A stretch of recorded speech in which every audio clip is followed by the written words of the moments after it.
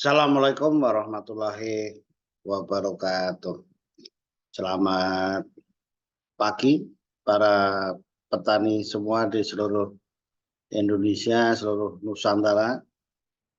Pada kesempatan kali ini kita akan membahas mengenai pupuk mikro atau unsur hara mikro yang menjadi concern kita. Kalau kita membagi pupuk itu kan tentunya ada pupuk makro dan pupuk mikro, ya kan. Pupuk makronya apa? NPK, yang sekunder apa MG diberikan di dosis baik pupuk tunggal maupun pupuk majemuk. Tetapi yang patut dicermati menjadi pertanyaan adalah kenapa sih selalu diberikan pupuk boron, borat pada setiap kali pemberian rekomendasi pemupukan.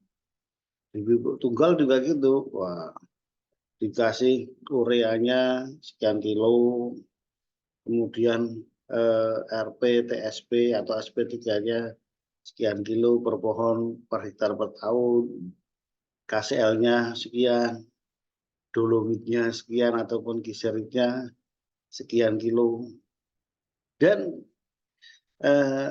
boronnya adalah sekian gram. Nah, itu juga tercermin di pupuk majemuk. Ada yang pupuk majemuknya 13, 6, 27, 4, B boronnya ada kan gitu. Jadi yang menjadi pertanyaan adalah kenapa selalu B gitu boron? Ya ini karena di unsur mikro ada Cu, ada Fe, ada Zn, ada mangan, ya kan, Mn. Kenapa B? Nah, ini tentunya ada alasannya begitu. Karena dari sekian, nah meskipun ini mikro semua kecil, dari sekian banyak unsur mikro tadi, itu yang paling banyak dibutuhkan itu memang boron dibandingkan dengan Cu, ya kan, Fe, Mn, Zn. Kenapa? Karena untuk boron ini hampir di semua jenis tanah gejalanya muncul. Gejalanya muncul.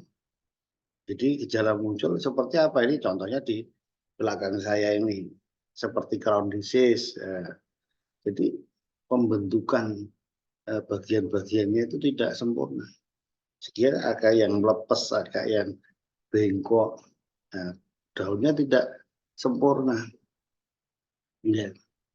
Karena fungsi boron adalah itu berproses penting dalam pembelahan sel di awal. Nah, oleh karena itu dalam pembentukan sel tadi, pembelahan sel tadi, makanya pembentukan organ-organ tadi vegetatif tanaman sangat terpengaruh kalau kurang. Makanya bentuknya menjadi abnormal. Ya, nanti kalau dibujuk yang daun yang ini baik muda maupun tua sudah muncul, yaitu berkerut-kerut, seperti berkerut-kerut itu bisa kita lihat. Kemudian tadi ya hampir di semua jenis tanah. Ya, kita bandingkan kalau Cu ataupun Fe biasanya muncul di tanah gambut. Ya, kalau boron tadi kan di semua ya, berarti ada juga. Dan untuk Cu dan Fe kadang-kadang muncul di jenis tanah mineral juga, tapi kadang-kadang itu tanah Fe di tanah atau Cu di tanah berpasir, ataupun di tanah mineral yang sudah lama dieksploitasi sehingga sudah generasi ketiga keempat itu muncul defisiensi hara mikro Cu ataupun Fe ini tadi. Ya, jadi kalau lebih umumnya, makanya yang lebih umum muncul adalah boron. Oleh karena itu senjatanya ya boron. Nanti kalau tidak ada keseimbangan antara N dan K juga white strip juga pemberian boron. Nah, jadi itulah ya kenapa betapa pentingnya boron tadi. Dan ya kalau dari kejadian kadang-kadang ya ZN itu kadang-kadang.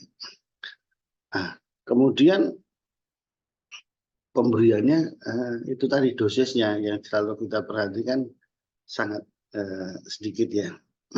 Biasanya 50 sampai 100 gram per pohon per hektar per pohon per hektar per tahun. Per pohon per tahun ya. Jadi dosisnya sangat kecil. Tetapi ini juga perlu diperhatikan juga beberapa varietas kelapa sawit ada yang memang responsif terhadap boron ini. Oleh karena itu beberapa varietas harus dikasih lebih untuk dosis pemupukannya. Supaya apa? Supaya tidak lemes melepas itu tadi. Ya itu.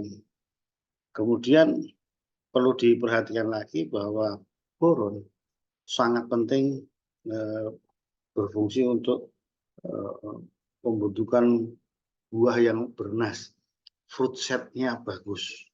Ya karena apa? Akan mempengaruhi kualitas polen. Jadi kalau kurang boronnya ya fruit set-nya bisa rendah karena penyerbukan tidak jadi. Nah, itu tidak kualitasnya kurang bagus. Nah, jadi kan tidak hanya di fase vegetatif itu tadi, tapi juga di fase generatifnya.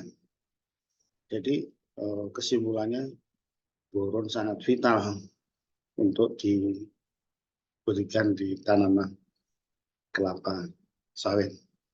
Mengenai teknik pemberiannya berbagai macam cara ya. Ada yang disemprot, ada yang disebar, ada yang diberikan di pelepah, di pangkal pelepah.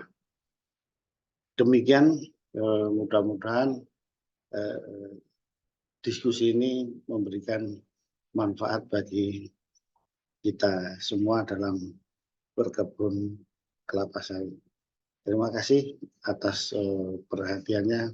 Assalamualaikum warahmatullahi wabarakatuh.